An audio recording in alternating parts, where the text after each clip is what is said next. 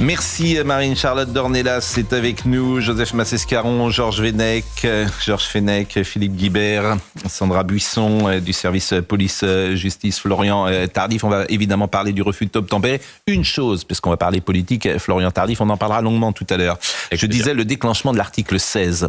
On fait l'exégèse du communiqué du président de la République hier. Et certains voient dans cette phrase... il les a reçus, il parle évidemment des uns et des autres à l'Élysée. Il les a reçus dans son rôle constitutionnel d'arbitre, garant de la stabilité institutionnelle et de l'indépendance de la nation.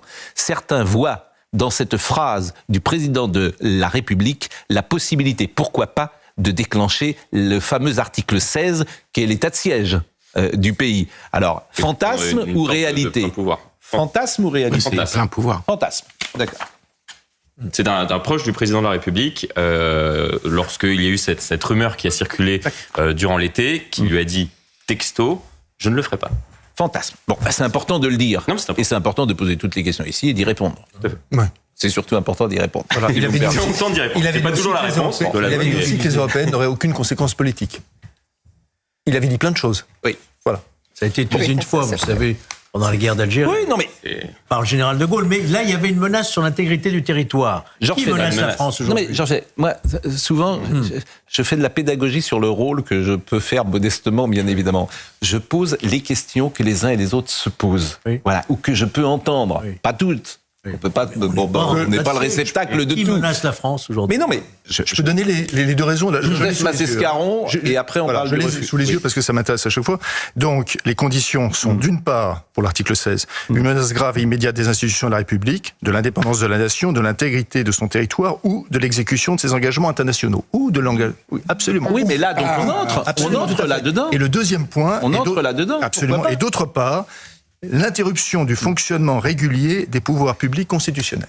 Mais oui, donc dire toute interprétation est possible. Pardonnez-moi, ce que vous venez de dire, toute interprétation est faire une possible. interprétation qui consiste à dire si on n'arrive pas à voter à budget, on ne respecte pas nos engagements européens. Mais bien sûr. Et donc à ce moment-là, on se rapproche Mais bien sûr. d'un Donc, et c'est bien de poser. Ça veut dire ces- la conséquence, ces il faut questions. quand même le rappeler, c'est Oui. que le président de la République va gouverner par Georges ordonnance. Oui. C'est-à-dire qu'il n'aura plus besoin de Parlement dans ce cas-là. Il gouverne par ordonnance, c'est-à-dire qu'il a tous les pouvoirs. Oui, mais C'est ça, écoutez, après, Et la conséquence, Maintenant, c'est maintenant, si l'insurrection de c'était la le rue. cas, maintenant, si c'était le cas, Georges Fenech, ce serait le plus dur pour lui parce qu'il va devoir cohabiter avec lui-même.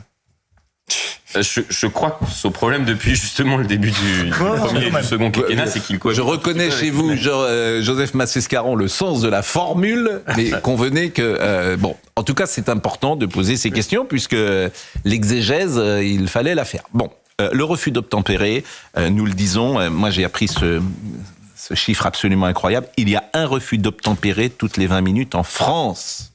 Toutes les 20 minutes en France. Bon, si on devait définir ou voir le critère de la société française vis-à-vis de l'autorité, je trouve que ces refus d'obtempérer révèlent la société de 2024. Vous avez grandi dans une France, les uns et les autres, où la peur du gendarme existait, où il y avait la soumission à l'autorité, elle était acceptée d'un professeur, d'un gendarme, d'un maître dans le domaine sportif, que sais-je. Aujourd'hui, manifestement, ça n'existe plus. Alors, que faut-il faire? Je n'en sais rien. Mais en revanche, je vous propose d'abord d'avoir une pensée pour Éric Comines. Il avait 54 ans.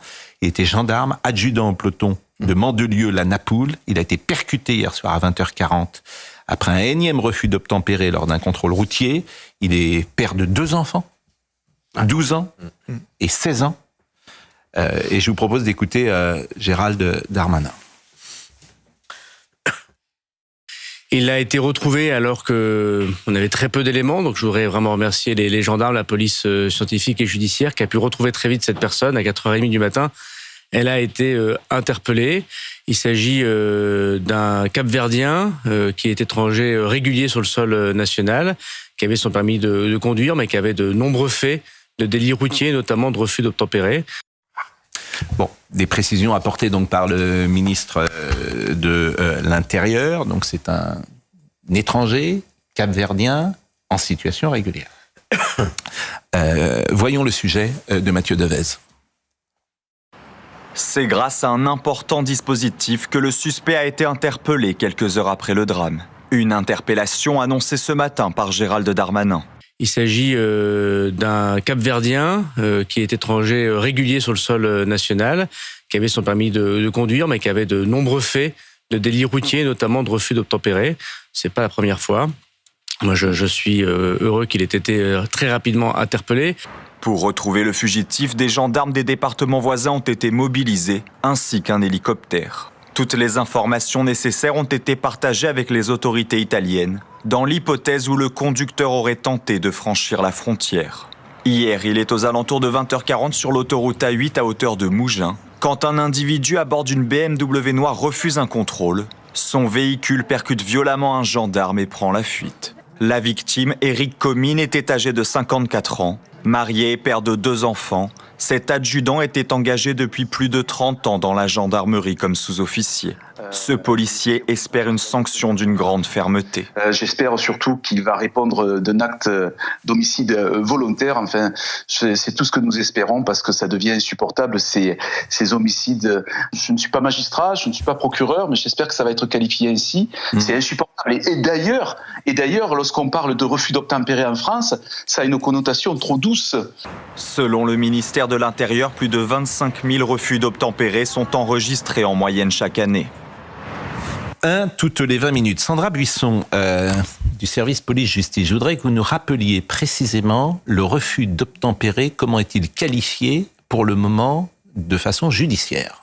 Alors, le refus d'obtempérer, c'est refuser d'obtempérer et donc de répondre aux gestes que vous font les policiers ou à l'interpellation qu'ils vous font, de vous arrêter, d'arrêter ce que vous êtes en train de faire.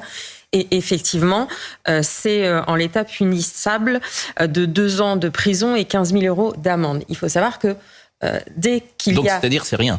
Oui, mais dès qu'il y a... C'est pas rien, mais ce n'est jamais le cas. Alors, mais c'est rien. Dès qu'il y a des violences... Pardonnez-moi de le dire comme ça. Dès qu'il y a une blessure, des policiers blessés, etc., on n'est plus sur un refus d'obtempérer. On est sur des violences volontaires ayant entraîné la mort.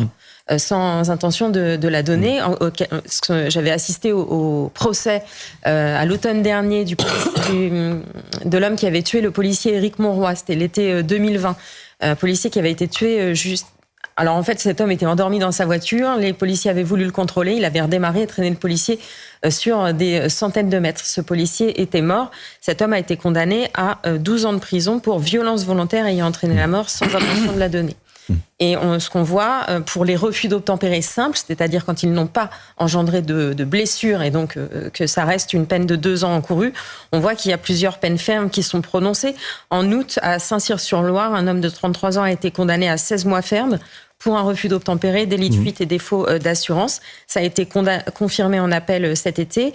À Abbeville, un homme a été condamné à 6 mois de prison ferme en juin, 6 mois ferme aussi à Mulhouse en mai. Donc on voit que ces condamnations, elles arrivent pour les refus d'obtempérer simples et que dès qu'on va sur des blessures sur une tierce personne, on passe sur des violences volontaires et la peine est plus lourde. Donc la qualification judiciaire, c'est pas un homicide ?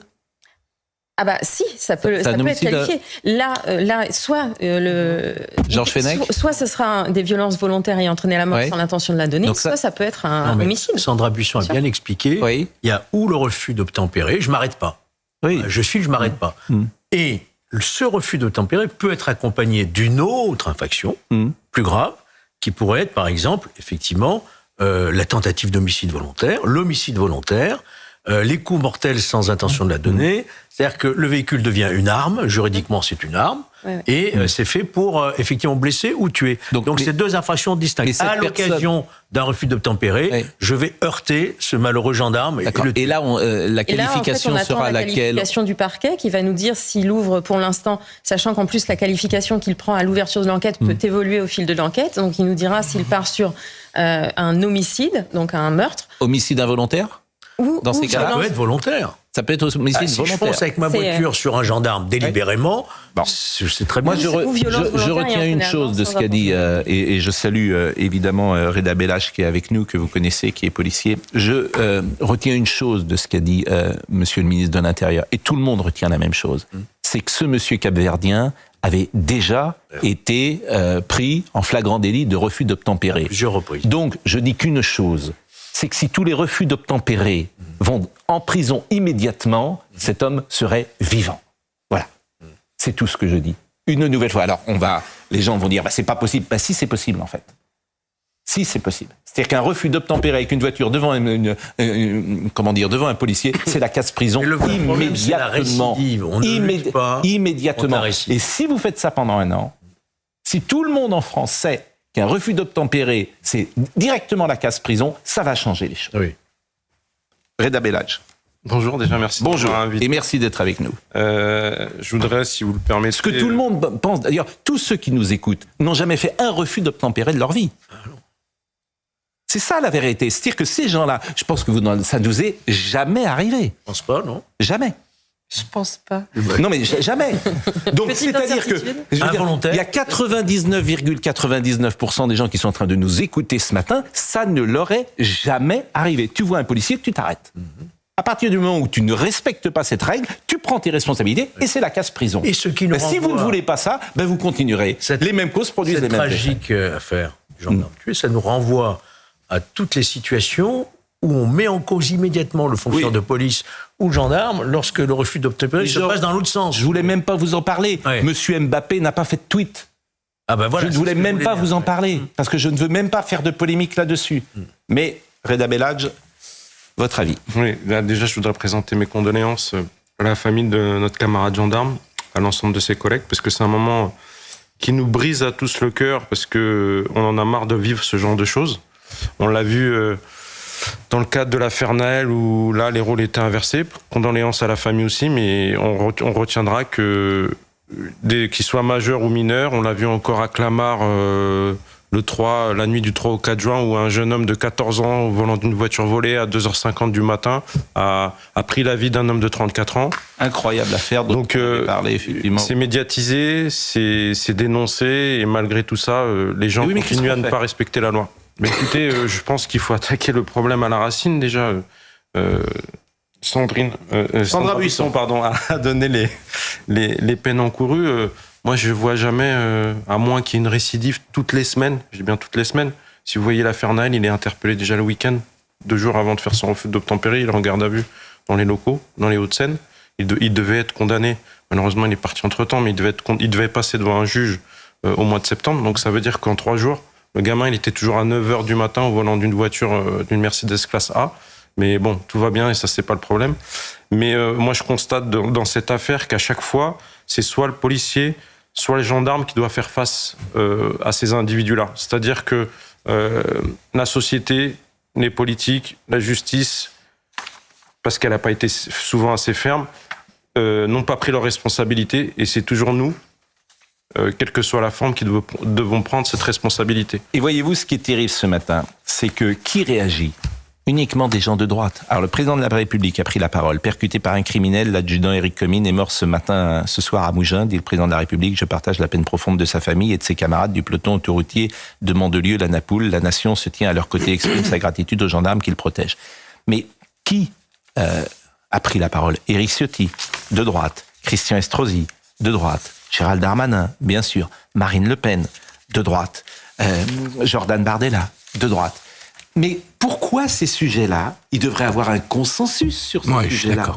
Ce qui résonne dans mon oreille aujourd'hui, c'est... C'est ça qui est le plus terrible. La police tue, souvenez-vous. Mais j'entends bien, mais il devrait avoir un consensus républicain pour respecter la loi, et c'est pas une affaire de droite ou de gauche. D'accord. Philippe Guibert. Non, je suis tout à fait d'accord avec vous. Quand la gauche a été au pouvoir et qu'il y avait des gens sérieux qui gouvernaient, c'était le cas d'ailleurs, Bernard Cazeneuve ou d'autres ministres de l'Intérieur avaient exactement, depuis Pierre Joxe, avaient évidemment le type de réaction que vous soulignez. La gauche d'aujourd'hui ne veut pas s'intéresser à ces sujets-là, veut ignorer, veut les contourner, ces sujets-là. Elle en paye le prix électoral parce que, comme vous le disiez au début, 28% pour la gauche aux dernières législatives, c'est pas un gros score. Philippe Guibert. C'est le moins qu'on puisse dire. C'est un des scores minimums, mais elle ne veut plus s'intéresser. Elle considère que les sujets de sécurité et par ailleurs les sujets d'immigration sont des sujets qui ne sont pas des sujets de gauche et que les aborder, c'est déjà être d'extrême droite. Voilà, donc c'est une erreur, à mon sens, historique. À mon sens, c'est une erreur historique parce que quand on s'adresse aux citoyens français, aux aux classes populaires et moyennes, qui normalement est l'électorat de la gauche, eh ben, on doit s'intéresser à tous les sujets qui préoccupent les Français. Joseph Massescaron, et avant, je cite simplement Olivier Faure. Olivier Faure, premier secrétaire du Parti socialiste. Il n'a pas fait une réaction encore à ce drame. Si c'était le contraire, si un gendarme ou un policier, lors d'un refus d'obtempérer, avait ouvert le feu sur un jeune homme, toute la gauche tweeterait. Bien sûr. Et Monsieur Faure, le premier. Donc je pose la question, comment est-ce possible que ces sujets-là soient des sujets, entre guillemets, de droite? Joseph Massescaron. Je pense que vous avez employé le bon terme au début de l'émission, c'est-à-dire c'est la remise en question globale de la notion d'autorité. Qu'est-ce que l'autorité? L'autorité, c'est pas quelque chose de répressif. L'autorité, par définition, l'autorité, c'est ce qui va de soi. Donc, ce qui va de soi, c'est évidemment respecter les forces de l'ordre. Cela va de soi. À partir du moment où on considère que cela ne va pas de soi, on remet en cause l'autorité. Voilà, c'est aussi simple que ça. Et pour cette gauche-là maintenant, évidemment, cela ne va pas de soi. Donc, toute autorité est évidemment mise à bas. Pour compléter, Sandra Buisson a énuméré les peines tout à l'heure qui ont été prononcées 6 mois ferme. Vous croyez que ces peines ont été exécutées? Non. Même pas. Le problème, c'est la réponse pénale. On en revient toujours. C'est-à-dire, je n'ai pas peur d'injustice parce que même si je suis condamné, de toute façon, j'exécute pas la peine. Charlotte Dornelas. Les 6 mois ferme ne seront pas exécutés. Oui, mais bon, écoutez, on est en train de reprendre cette émission, qui a duré d'ailleurs durant tout l'été, avec d'autres intervenants, et j'ai l'impression de refaire des débats que nous avons fait 1000 fois. Donc ça n'a pas de sens de les refaire. Français n'en peuvent plus. Mais ça n'a pas de sens de dire toujours la même chose et que rien ne change. Charlotte Dornelas, d'abord, quelles sont selon vous des solutions? Parce que moi, ma solution, je l'ai dite. Casse-prison pour tout le monde. Donc c'est simple, refus d'obtempérer, casse-prison. Peine minimum. Casse-prison. Donc comme ça, c'est simple. C'est clair. Vous refusez d'obtempérer, casse-prison. Il n'y a même pas de discussion, en fait. Mais je propose cette solution. Elle a le mérite d'exister puisque je la propose. Non mais... je ne peux pas vous dire autre chose. Mais non, mais elle est prévue en l'occurrence dans certains cas. Dans la plupart des cas, elle est prévue par le code pénal. Et ce que nous rappelait Sandra tout à l'heure. Donc c'est prévu. En effet, 2 ans. Vous disiez c'est rien. 2 ans de prison, c'est pas rien dans la vie de quelqu'un pour un refus d'obtempérer qui n'a pas de conséquences ni de blessure ni de mort. Si le code pénal était pris au sérieux, ça n'est pas rien du tout. 2 ans de prison. Et d'ailleurs, rien de ce qui est prévu dans le code pénal n'est rien en réalité, surtout le code pénal français. Simplement, il y a plusieurs choses. Il y a en effet les peines réellement prononcées. D'abord, les affaires dans lesquelles il y a réellement des poursuites, pour commencer. Ensuite, les peines quand elles sont prononcées, l'exécution des peines, et ensuite ce qu'elles deviennent. Mais au-delà de ça, il y a autre chose. On faisait un parallèle avec ce qui s'est passé au moment de la mort de Nahel Merzouk. Alors c'est toujours, vous avez raison, c'est toujours très délicat. Il n'y a pas des morts moins morts que d'autres et des peines moins dramatiques que d'autres. Simplement, à l'échelle du pays, vous parliez des réactions. Mais à l'échelle du pays, Emmanuel Macron a une réaction extrêmement calme et paisible aujourd'hui. Il explique son soutien, il présente ses condoléances. Au moment de la mort de Nahel Merzouk. Et on voit bien à chaque fois qu'il y a des refus d'obtempérer dans lesquels le policier ou le gendarme meurt. Ou d'ailleurs un inconnu dans la rue qui se fait faucher, parce que ça arrive aussi. Et ça fait beaucoup moins de bruit aussi. À chaque fois que cela se passe, les réactions sont calmes. Le pays est calme, il présente ses condoléances. À chaque fois que c'est l'inverse. Et donc on voit bien que parfois, le policier ou le gendarme se trouve dans l'obligation de réagir. Parce que là, pensez bien que si le gendarme avait tiré, lui ne serait pas mort. Mais là, par contre, vous auriez des réactions.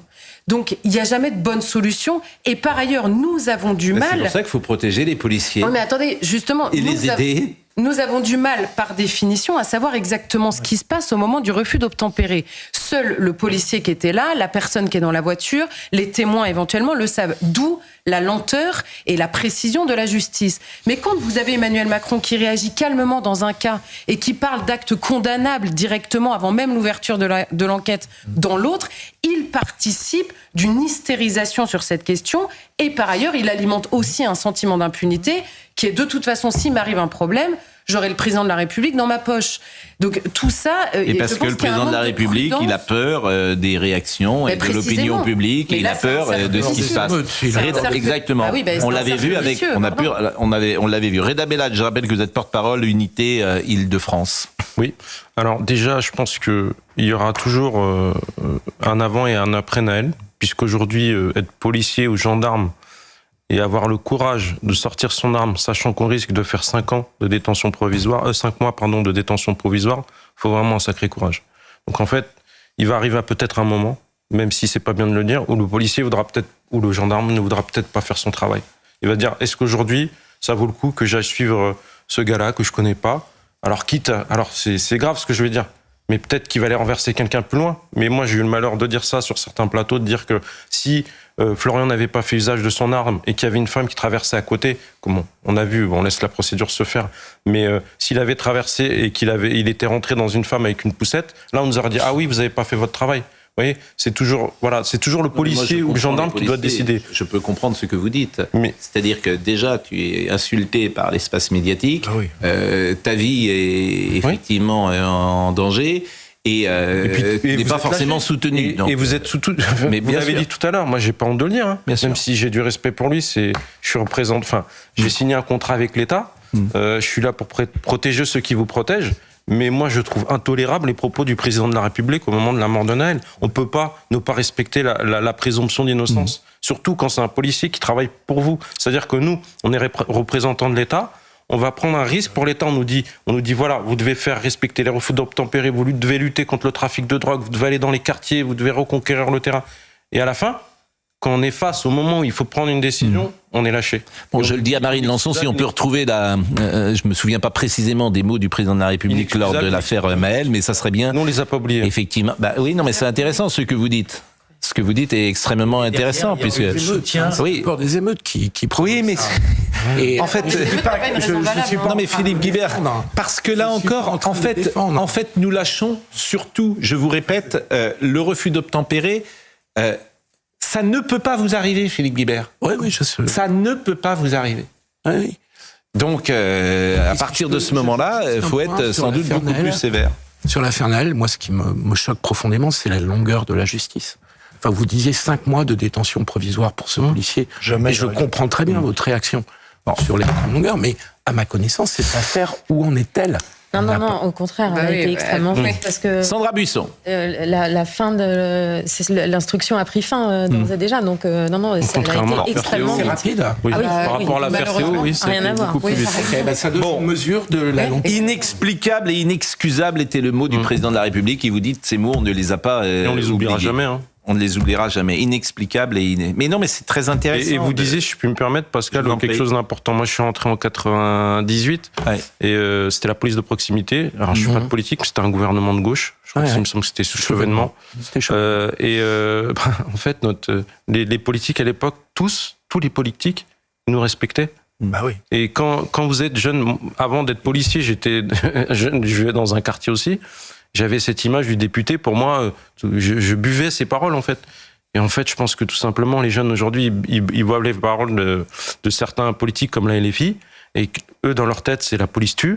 Et puis voilà, la semaine dernière, il y a quelques jours, il y a le commissariat de Boissy-Saint-Léger qui s'est fait attaquer, les collègues ont été pris en guet-apens, c'est passé comme une lettre à la poste. Pas un mot quasiment dans les médias, à part peut-être sur CNews, je sais pas, mais en tout cas, pas un mot dans les médias. Et j'ai pas entendu le député de cette circonscription dire je soutiens la police et tout, monsieur Boyard. Je l'ai pas entendu, vous voyez. Donc c'est toujours pareil. Donc nous, on a besoin que tous les politiques soient de notre côté, dans le cadre, bien sûr, à partir du moment où on respecte le règlement, on est sur le maximum de le respecter. C'est aussi l'espace médiatique, c'est la bataille des idées, c'est ce qui se passe en France depuis des années et des années, c'est France Inter, c'est tout ça. C'est France Inter, c'est le service public, c'est les intellectuels, les artistes, les écrivains. Enfin, je vais pas vous faire la litanie de tout ce que je dis tous les matins. La bataille des idées depuis des années n'est pas menée par ceux qui la menaient avant les années 1970. Et ces gens-là, ça infuse.